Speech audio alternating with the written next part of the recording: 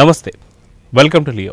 మనతో ఉన్నారు senior journalist Hemasundar గారు. సార్ నమస్తే. నమస్తే అండి. సార్, ధర్మేంద్ర బాలీవుడ్లో ఒక అగ్ర హీరో అని చెప్పుకోవచ్చు. దాదాపు అమితాబ్ బచ్చన్ తర్వాత అమితాబ్ బచ్చన్ అంత పెద్ద హీరో అని చెప్పుకోవచ్చు. అయితే ఇప్పుడు ధర్మేంద్ర గారి ఆరోగ్య విషయాలపైన కొంత అనుమానాలు అయితే వస్తున్నాయి, కానీ దాన్ని ఖండిస్తూ వస్తున్నారు కుటుంబ సభ్యులు. సో మొత్తానికి ధర్మేంద్ర గారి గురించి బాలీవుడ్లో తన స్థానం ఏంటి అని చెప్పాలంటే ఏం చెప్పొచ్చు? అంటే అమితాబ్ రాకముందు ఆయనే నెంబర్ 1 అనుకోవాలండి.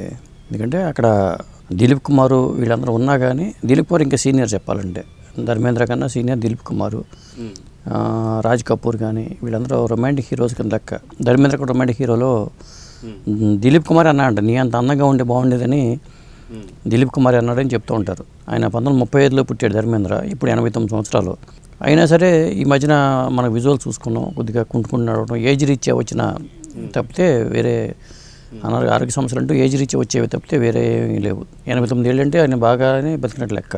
ఆయన బ్రీచ్ క్యాండీ ఆసుపత్రిలో చేర్చారు. మార్నింగ్ చనిపోయినట్టుగా కొన్ని మీడియా సంస్థల వార్తలు వచ్చేసినాయి, ఫ్లాష్ అంటూ. వెంటనే వాళ్ళు రియాక్ట్ అయ్యారు ఫ్యామిలీ మెంబర్స్. హాస్పిటల్లో ఉన్నారు, కోలుకుంటున్నారు, ఈ టైంలో మీరు చనిపోయినట్టుగా ఎలా ఇస్తారు, అది కరెక్ట్ కాదు అంటూ వాడు ఖండించారు హేమమాలిని, ఈషాడియోలు కూతురు ఈషాడియోలు. ఇక మీరు కంపారిజన్ చేసుకుంటే అమితాబ్ వచ్చిన తర్వాత అమితాబ్ డామినేట్ చేశాడు, కానీ అమితాబ్ రాకముందు షోలేలో కూడా ధర్మేంద్ర అమితాబ్ బచ్చన్ హీరోలు, ఇద్దరు హీరో, మల్టీ స్టారర్ మూవీ అది. ఒక విధంగా చెప్పాలంటే ధర్మేంద్ర పాత్రే ఎక్కువ డిజైన్ చేశారు. అమితాబ్ పాత్ర లాస్ట్లో చనిపోతుంది చెప్పాలంటే, కానీ ఇద్దరికి పేరు వచ్చింది. చనిపోయే పాత్రకు ఆటోమేటిక్గా మంచి పేరు వస్తుంది, యాక్టింగ్ పరంగా అమితాబ్కి మంచి పేరు వచ్చింది.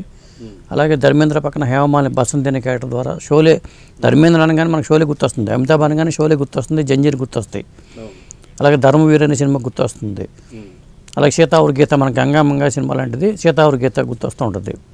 సినిమాలు అయితే ఉన్నాయి. ఆయన 58లో సినిమా రంగ ప్రవేశం చేశాడు. దాదాపు స్టార్డమ్ని అనుభవించాడు, పోటీ పడ్డారు. ఒక విధంగా చెప్పాలంటే అమితాబ్ బచ్చన్, ధర్మేంద్ర, శత్రుఘ్న సిన్హా వీళ్ళందరూ సమకాలీకులుగా వచ్చి పోటీలు పడ్డవాళ్లే. ధర్మేంద్ర గారు అమితాబ్ బచ్చన్ గారిని మించిన స్టార్ అని చెప్పి అంటుంటారు. వాస్తవానికి ధర్మేంద్ర గారి యొక్క స్టార్డమ్ ఎలా కొనసాగింది బాలీవుడ్లో అంటే ఏం చెప్తారు? అంటే ధర్మేంద్ర గారికి చాలామంది ఏమంటారంటే, మనకి కృష్ణ గారి లైఫ్ ధర్మేంద్ర గారి లైఫ్ కొద్దిగా ఈక్వల్గా కనిపిస్తూ ఉంటుంది మనకి. బట్ బాలీవుడ్లో భార్య ఉండగా హేమమాలిని చేసుకోవటం అక్కడ జరిగింది. ఇక్కడ కృష్ణ గారు కూడా ఇందిరాదేవి ఉండగా విజయనిర్మల గారితో చేసుకోవడం జరిగింది.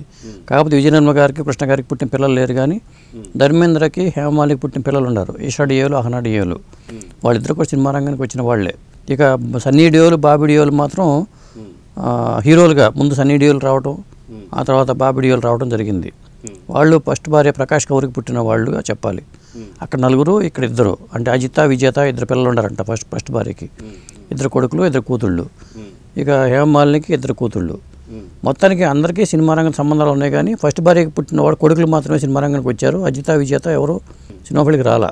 వీళ్ళు ఏంటంటే ముఖ్యంగా సిక్ ఫ్యామిలీ అని చెప్పాలి, పంజాబ్ లూధియానా నుంచి వచ్చిన ఫ్యామిలీగా వచ్చి 58లోంచి ఆయన కొంత స్ట్రగుల్ అయ్యి మొదటి సినిమా నుంచి కొద్దిగా ముందుకెళ్ళి రొమాంటిక్ హీరోగా పేరు వచ్చింది. ఆ తర్వాత అమితాబ్ వచ్చిన తర్వాత యాక్షన్ హీరోగా మారిపోయారని చెప్పాల్సి వస్తుంది. ఇప్పుడు మీకు షోలేలో చూసుకుంటే ధర్మేంద్ర పాత్ర కూడా రొమాంటిక్ ఉంటుంది, రొమాంటిక్ యాక్షన్ ఉంటుంది. ఒక అమితాబ్ పాత్ర మాత్రం సీరియస్గా వెళ్ళే పాత్ర, కానీ చిలిపిగా ఉండే పాత్ర ధర్మేంద్ర పాత్ర. అట్లా ఆయన కెరీర్ ప్లాన్ చేసుకోవడం కానీ, ఫిల్మ్ఫేర్ అవార్డులు కానీ, పద్మభూషణ్ కానీ ఇవన్నీ పురస్కారాలు కూడా వచ్చినాయి ధర్మేంద్రకి.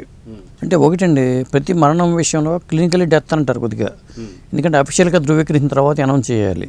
ఇప్పుడు బాలు గారు చనిపోయినప్పుడు కూడా గంగా యామరన్ లాంటి వాళ్ళు ట్విట్టర్లో వాటిలో పెట్టిన తర్వాత కానీ అఫీషియల్గా ధృవీకరించిన తర్వాత వచ్చిన వార్తలే మనం కన్ఫర్మ్ చేసుకున్నాం. అంతకుముందు కొన్ని క్లినికల్గా వాళ్ళు చనిపోయినా కానీ సర్టిఫై చేసుకున్న తర్వాత మాత్రమే చనిపోయారంటారు. ఇప్పుడు చాలామంది విషయంలో ఇదే జరుగుతూ ఉంటుంది, బయట పెట్టడానికి టైం పడుతుంది. చనిపోయి అఫీషియల్గా చెప్పిన తర్వాత నుంచే చనిపోయాడని ప్రకటించాలి, కానీ ముందుగా చెప్పకూడదు. ఒక్కొక్కసారి ఆ చనిపోక ముందే చనిపోయిన వార్తలు కూడా వచ్చిన సందర్భాలు కూడా ఉన్నాయి. ఎందుకంటే మాజీ ముఖ్యమంత్రి ఒక ఆయన అంజయ్ గారి విషయంలో కూడా అట్లాగే రకరకాల వార్తలు వచ్చిన అప్పట్లో. కానీ సాధారణంగా వెయిట్ చేయాల్సిందే అఫీషియల్గా ప్రకటించే వరకు. ఎందుకంటే కోలుకునే వ్యక్తులకి ఇట్లాంటి రకాల వార్తలు వచ్చినాయి అనుకోండి, ఆ ఫ్యామిలీ మెంబర్స్కి హర్ట్ అవుతారు కదా. మరి ప్రకాష్ కౌర్ చనిపోయింది, ధర్మేంద్ర మొదటి భార్య యాక్సిడెంట్లో చనిపోయిందని చెప్తారు. కానీ సన్నీ డియోలు కానీ బాబీ డియోలు కానీ ఈ స్టేట్మెంట్ రాలా వాళ్ళ నుంచి. ఒక హేమమాలిని నుంచే వచ్చింది స్టేట్మెంట్, ఇట్లా చనిపోలేదని. తర్వాత ఈయన రాజస్థాన్ నుంచి కూడా లోక్సభకు పోటీ చేసి ఎంపీగా కూడా చేశారు కొంత టర్న్ చేశారు. ఆయన సినిమా కెరీర్తో పాటు పొలిటికల్ కెరీర్ కూడా ఉంది. అలాగే హేమమాలిని గారు కూడా ఆ తరహా కెరీరు ఉంది.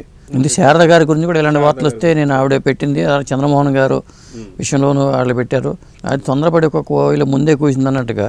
ఎందుకంటే మరణం విషయం అనౌన్స్ చేయకూడదు ఎప్పుడు కూడా. చనిపోకముందే చనిపోయారని ఒకవేళ వాళ్ళు డాక్టర్లు ధృవీకరించే వరకు కూడా వెయిట్ చేయాలి.